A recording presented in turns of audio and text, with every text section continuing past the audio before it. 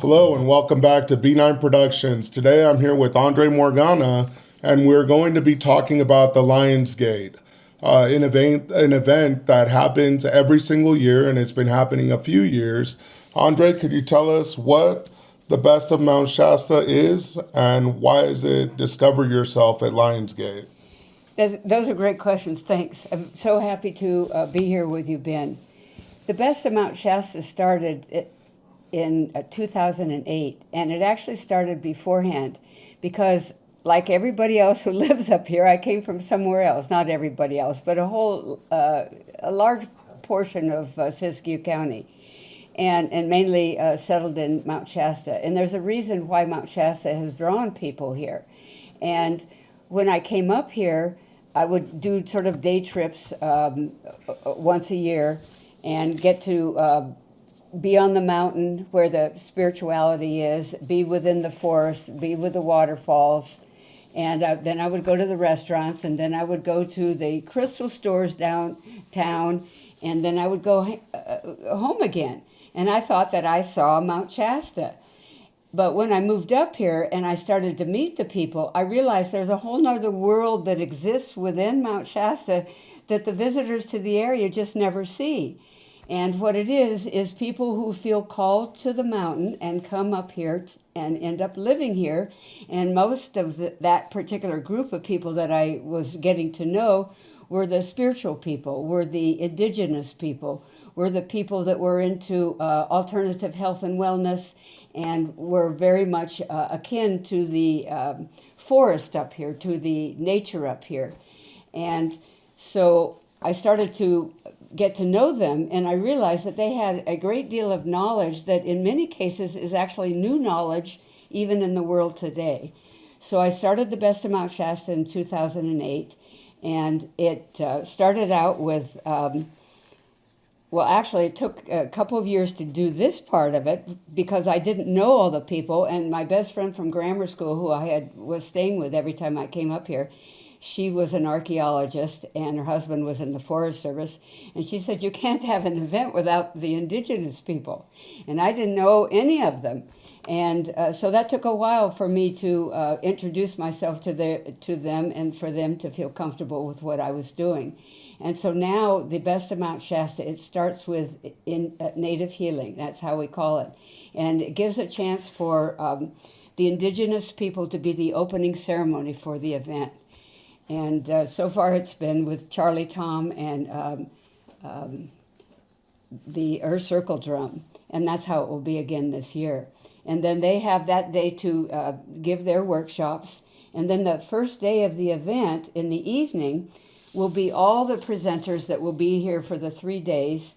They'll have about 5-10 minutes to talk about when did they first hear about Mount Shasta, why did they come here, and now that they've settled in, some have been here 20, 40 years, what is it they're teaching, and how has the mountain, how has this area influenced their teachings? So this is really the first time this type of an event has occurred here on a yearly basis.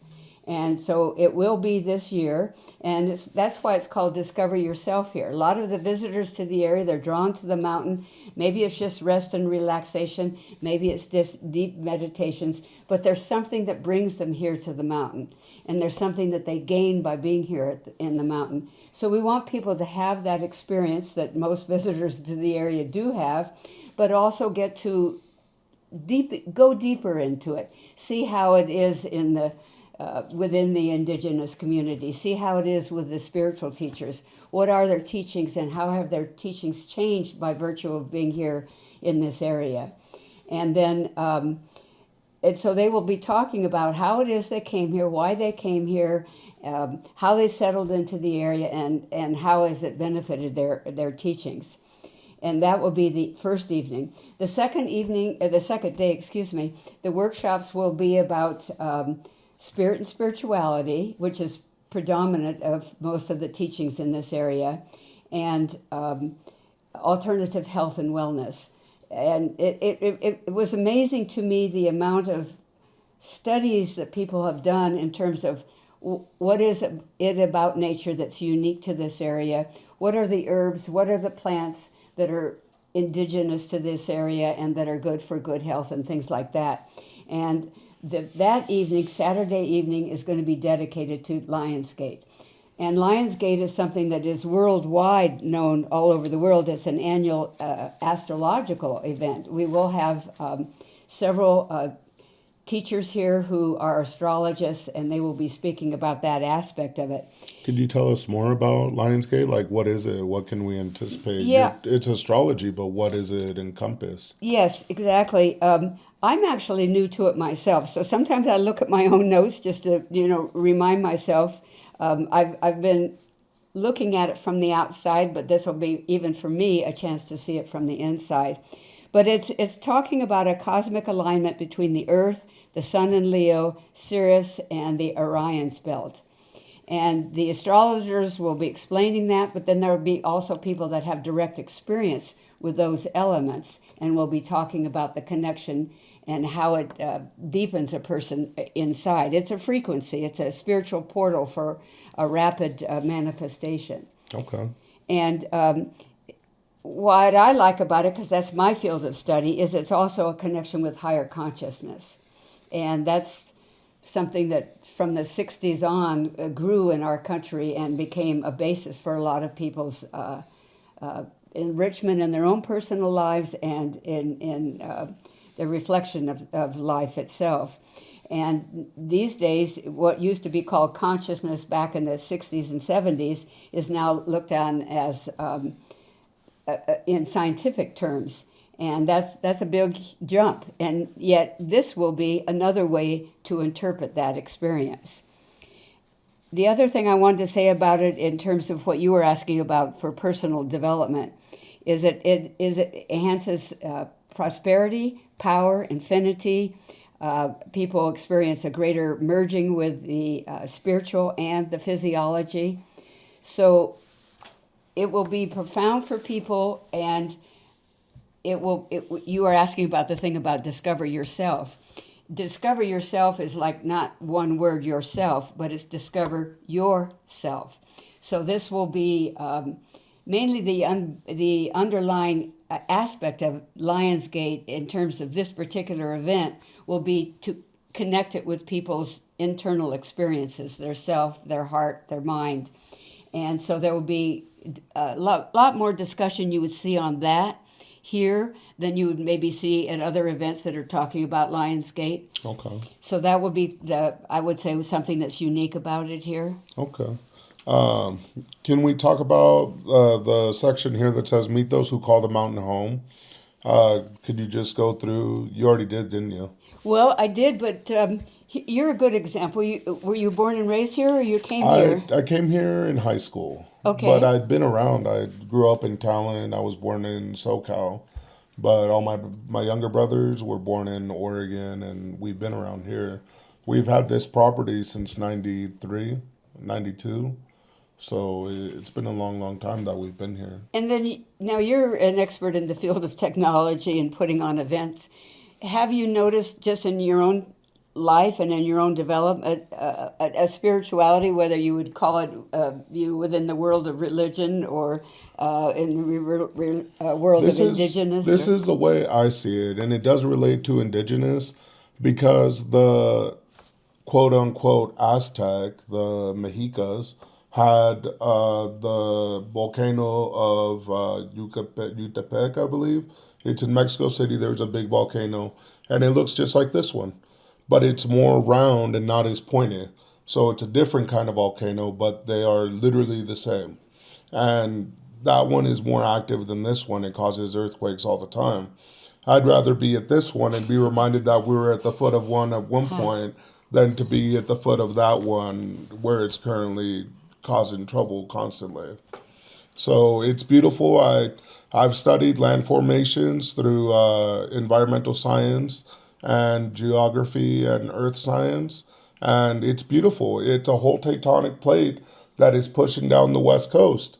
So I call the whole West Coast my home, and that extends all the way down Mexico, the Sierra Madres, north and south. So this is home, the whole Americas. And it's because of that belt that creates the volcanoes. And as long as there's a volcano there, it's the same landmass because it's the same tectonic plate that keeps pushing. And that's the way I see it. I don't like borders, and I don't like that. I'm Mexican American, and people say you're Mexican, you're not indigenous. But I got brown for some way or another. There's got to be indigenous in me, and my mom and dad did their ancestry. They're both 33% indigenous. And then the other is European and African in different places. But only 33% on them came back as indigenous. Huh. They were wiped out when they came in the Columbian exchange. They wiped out with disease to where if it would have been the millions of millions that were here before, and then the small introduction of white, the white would be the minority. But all those indigenous people died, so the majority became the white, and then only the survivors were the ones that that survived the gene, the ones that survived all those diseases, famines, and everything that came after the conquest.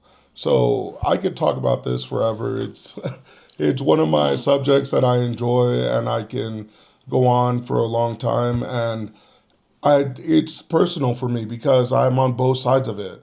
Like when we talk about Mexican American affairs with immigration, I'm in the middle of that. I'm American, I'm Mexican, and I love both of my constitutions. When it's about indigenous and European affairs, that is both me as well. And it just becomes personal. And you do have to respect the roots because it's the continent that we live on. But the old world has such a big influence that it's the standard norm.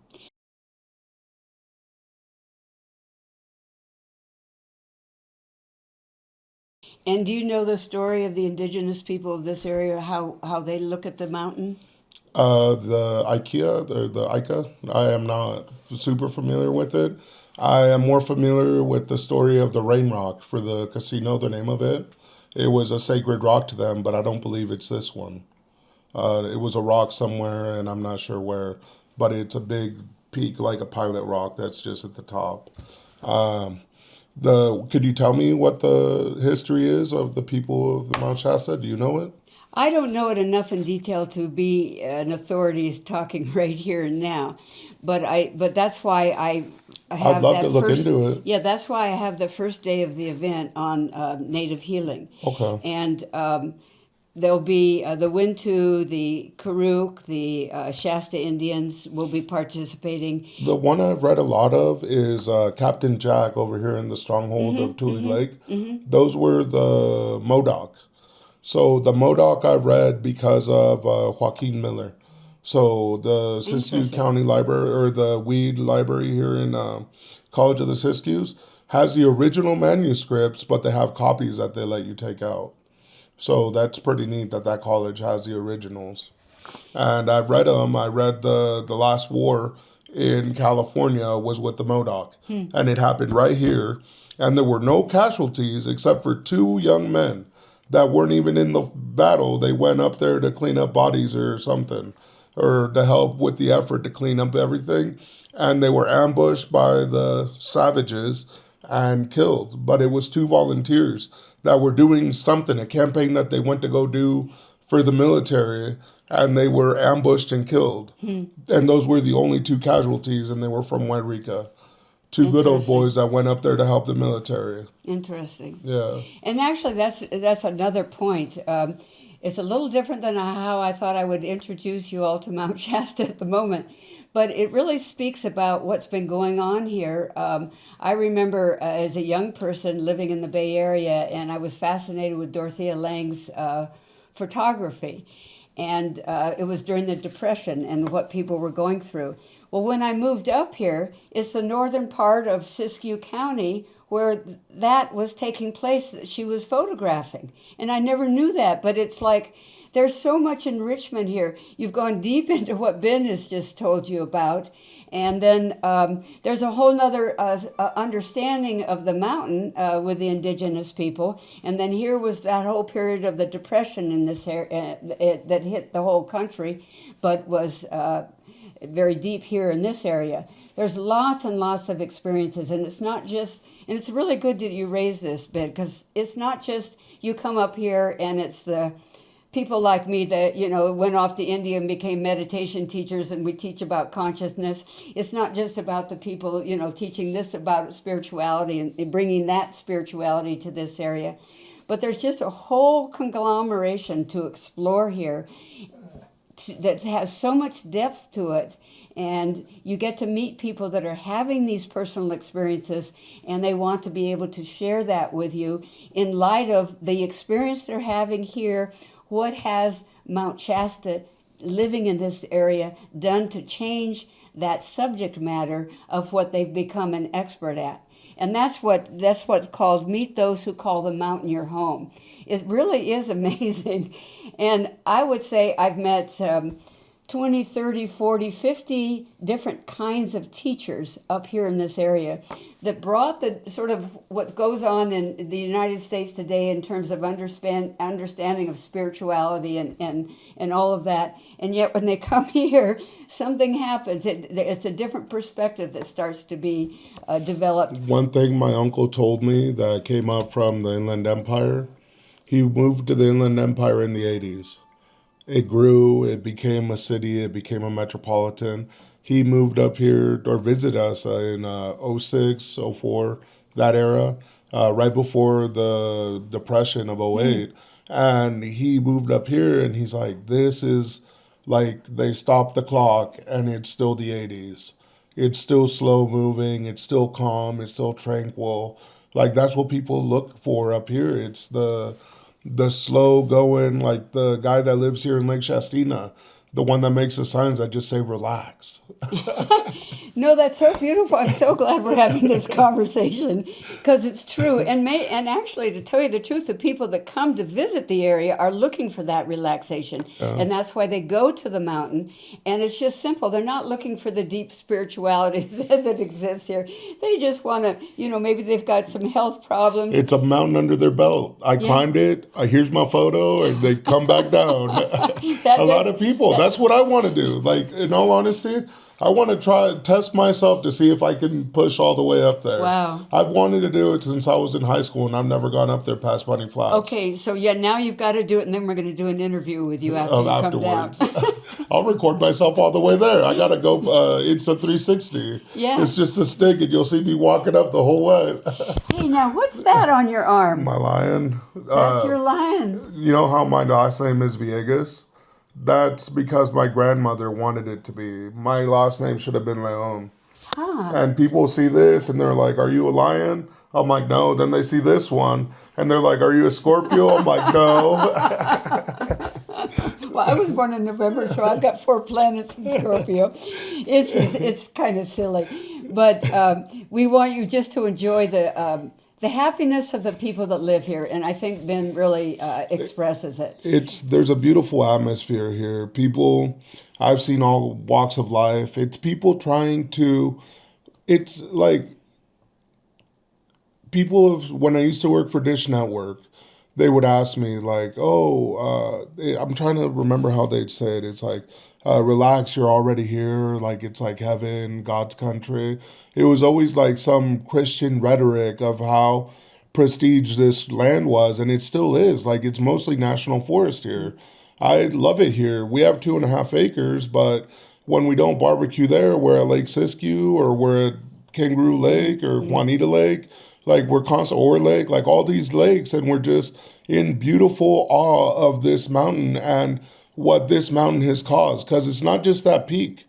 You can go up to Tennant and you see what the whole like aftermath or pre-math, because I kid you not, there are walls where you're in a road and it's probably 20 feet up and it's just a canyon of lava rock. And you're like, how did this get carved? You can tell it's natural. Nothing cut that. So there had to have been a body of water there or something that stopped the lava, and it only formed on either side, and it's huge. I love geographic formations.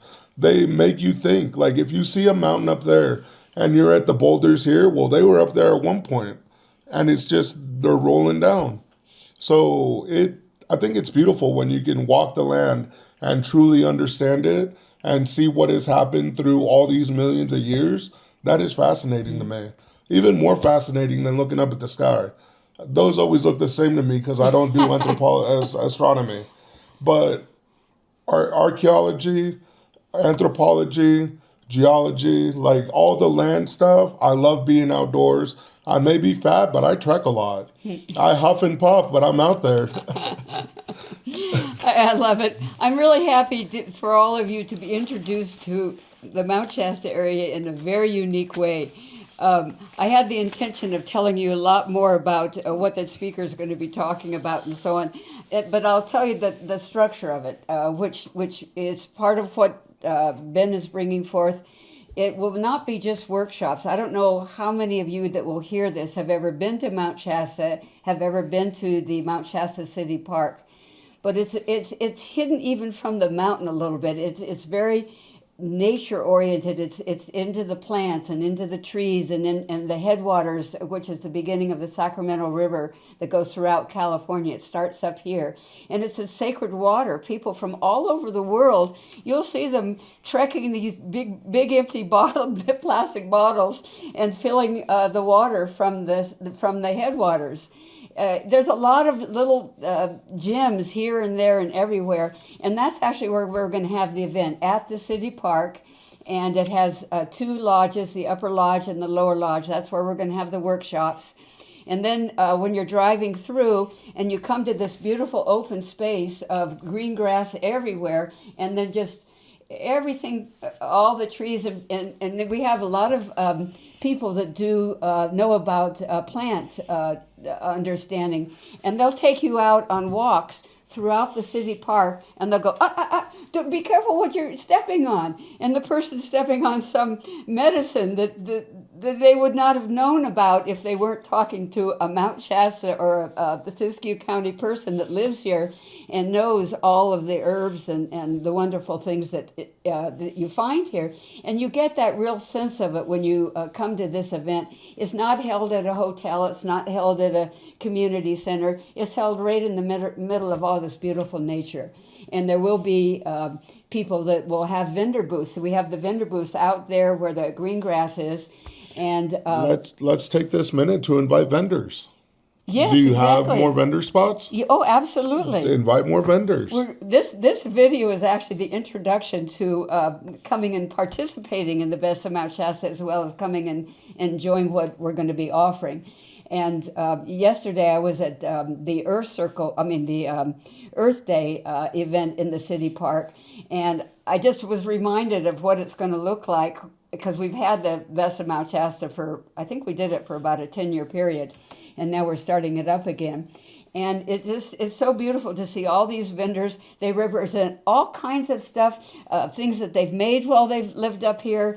A lot of people go out and find the stones and the rocks and create jewelry out of it. It's a wonderful, wonderful place. There's just a lot of things to be seen. And then at the gazebo, that's where we have the musicians. And we'll have it. That's actually where we'll have the opening ceremony, and then we also have the musicians playing throughout the day. So even if you don't come to the workshops, you can just come and enjoy the vendors, and we will have some food. Everybody wants some food, and some of it's locally made. Some of it will be brought in from other areas. People want to be. That's another thing. A lot of vendors come here from other areas because they want to be exposed to the audience that comes through, to the people that come. Let's invite more food vendors as well. You got more spaces for them? Yeah. So regular vendors with pop-up tents and selling goods, and then food vendors that are lunch trucks or pop-ups and different food varieties, right? Exactly. Okay. Yeah, the whole, it really is a wonderful, wonderful event. What'll happen is when you drive in and the upper lodge is there, that's where the registration is. But if you want to have tickets beforehand, we're just organizing all of that right now so that we have, within 2 weeks, we will have the vendors application, because you also have to be in compliance, especially if you're doing food with the county. So we'll have all of that on the website. If you want to be a vendor, you sign up through the website. If you want to be a presenter, you sign up through the website. If you want to buy tickets, you can sign up through the website. We will also have throughout the area tickets available for people to buy at some of the hotels, at the what do you call them? The Welcome center. yeah, exactly. And that brings us to our next point. We want more sponsors, which would be those hotels and different organizations that are in town that would benefit from all the people coming up here for the event. So That's right. might as well ask for hotels, restaurants, dining, lodge. Well, and also on entertainment. the website, we will have all those places listed too, so people know where to go. Okay, let's invite them to the website. What's Yeah. it called? It's called The Best of, and then Mount is spelled MT in this case, so it's thebestofmountshasta.com. I've been there. It's a beautiful site and it's easy to navigate. He's helping us put it together. It wouldn't all be happening if there wasn't been here and there and everywhere. So this has been a really fun interview. Let me see if there's anything else I You've need covered to tell you everything about. except for this. This is all that you needed. Oh, you need volunteers, musicians. Do you have a full schedule for musicians? There'll be Or is it open for more? Oh, yeah, More talent? absolutely. Come on down to the Best of Mount Shasta. And the thing is, we'll have the gazebo that'll be for the full 3 days with music. But also, we have the way in which it works at the two lodges where the presenters and the workshops will be. Is you go in and you've got your ticket for that event or for that workshop. And then what happens is there's like a lull between that workshop finishing and the next one starting. So that's about it. We're predicting, well, from past experience, of 15 minutes to get people in and change out. out. So there'll be musicians there as well. Okay. And those musicians love it because everybody kind of gets to see them. They're up close and get to ask them questions. And and stuff. it's more personal because it's not like they're not amped up, right? Right. It's like acoustic. It's the environment, like you can hear it live. Yes. Instead of going through speakers is what I'm trying to get at. Okay. Like You it's have that ambient, kind of right? No, I'm knowledge, asking yeah. you. Oh, Like, yeah, no, it will be, yeah. Like it's ambient, right? Yes. Like a cappella is a singer, but I don't know what it's called when it's an instrument. Okay. Okay, well, we'll soon find out. But the thing is also... But it'll be live and right there in person, and that's what Yes. people love. Yeah, Okay. yeah. And then on the, I have a question for the gazebo for the opening ceremonies. Is that mic'd? Will that be mic'd and speakers? Yes. And And then there'll be mics there. in the lodges as well Yes, exactly. for the presenters. Okay. Yes, exactly. Do we It's a have... full-on production. It is. And we have two kinds of people doing the event, recording it. And one will be of the presenters, and that will be a local person doing that. I thought it was me. It is. Oh, okay. I'm trying to do the outside effect before I introduce the people. I'm like, who did you replace me with? Listen, you will be in good hands with this guy. So all of the workshops will be recorded. But then we've got something in the works, and I won't give names yet because we're organizing it, but we're also going to be Zooming this event. Okay. And that will be another person coming in and doing that. And this will be the first time that, what was interesting? The very first Best of Mount Shasta that we had, the very first ticket that was bought was from a guy in Denmark. Oh, wow. So people, all over the world know about Mount Shasta, and they always, I would say maybe a fourth of the audience is people from other countries and not just California. Nationalities and Yeah, everything. exactly. And so we're real excited about that aspect. That's beautiful. I like diversity. I enjoy. I worked hemp up in Medford a long time ago, and it was literally all visa workers, like tourist visas, and it was cash Really? business, so they didn't need a social or anything. Really? And they stayed in tents. They went to Walmart, bought a tent, and they just on their way through, because we're in the middle of Sacramento or San Francisco and Seattle. They like to hit those cities, so they just on their way through stop by and work a week or two. One of the previous presidents of the Visitor Center in Mount Shasta, I asked him one day, why did he move up here? And he said he was young at that time, and they were driving through the area on I-5, and his mother looked up at the mountain, and she said, we're going to live there. And then they came. He grew up, and he became head of one of the wellness, center, the visitor centers here. And that's amazing. It's just the stories are wonderful to listen to. Yeah, I don't remember the first time I saw the mountain because I've been seeing it my whole life. My aunt Rosa Abbott and Lester Abbott moved up here in the 70s because I have a cousin that is my mom's age, and he went to high school here. So, and that's how your family tree started up here. Yeah, through the Abbotts. That's great. That's great. They're from Missouri. Missouri. Okay. They went back there to retire. They were here for a long time, but like the salmon, they always go back to where they're from.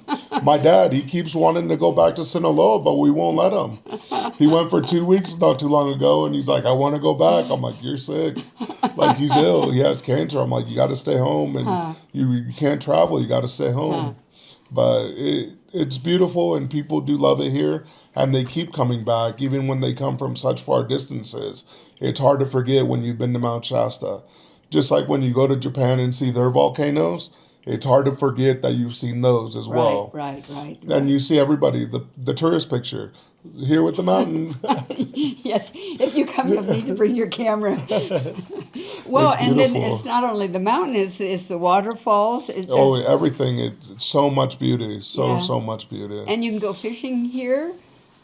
It is amazing. Okay, I think I've gone over what you might like to know, but definitely check us out. The website's being put up there now. And that's the best of MountShasta.com. Yes. And Mount Shasta is just MT. So the best of MountShasta.com. Find Andre, click the About Me if you have any questions. Wait a second, one more thing is... I mentioned how when I came up here, I just did the, restaurants and the crystal rooms and the mountain. Well, the crystal rooms have expanded in depth on the main street. So you probably will want to to visit that and not miss that opportunity to hear the crystal bowls. But the last event at the Best of Mount Shasta in the evening, which is like we're there Friday, Saturday, and Sunday. Sunday evening is crystal bowls. So you just go into that workshop, and you'll just be sitting into the experience of it all. That's and amazing. Also there will be satsangs as well. So those are kind of the two. Wait, tell me again, what there'll be what? Satsangs are the from India, the different singing. An instrument? Yeah, okay. and the singing, and often the audience, they'll give you a page. You guys are worldly, from India and everything? Yeah. Okay. So come join us. It's going to be fun. You'll see this guy there. I'll be running around. I'll either have a camera or a microphone in my hand. Right. I like to talk. You do? We're so glad he's with us. It's just amazing. Wait until you hear all the other people that are going to be here. It's a wonderful group of people. You'll have a wonderful time. And that's why I like that it's always been kind of small, because you get to meet the people. It's not like one of those huge conferences where there's 5,000 people and you just hear the person talking and the person's way over there and that's the end of it all. This is much smaller. You can go and talk to the presenter. You can ask them questions. You can go to their vendor booth. You get to kind of know everybody. You get to know the locals. And a lot of people do move up here just because of that. One more question. Is there still room for more presenters if there is like a vendor that wants to present as well? Like newcomer? This is the time to let me know about that. Exactly. Okay, and so that's time's coming, guys. If you want to be a vendor or a presenter, get a hold of Andre here. Right. Thanks a lot. Thanks for listening to us, and we look forward to seeing you. Thank you, and this has been B9 Productions with the best of Mount Shasta. Thank you. Have a good time.